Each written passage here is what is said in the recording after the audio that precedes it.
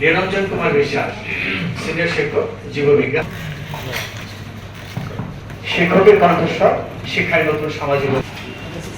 আজকের সভার সম্মানিত সভাপতি মানিকগঞ্জ এবং বিভিন্ন স্কুল থেকে আছে, আমি চেষ্টা করব আমি সর্বোচ্চ শিক্ষার্থীদের দেওয়ার জন্য। আসলে একজন জুনিয়র শিক্ষক, আমরা সবাই তাকে খুব ভালোবাসি এবং পছন্দ করি। শাহজি দারুল উলুম ইসলামিয়া মাদ্রাসা, শিক্ষায় নতুন সামাজিক অঙ্গীকার এই প্রত্যাশা নিয়ে এখন গণিত শিক্ষক।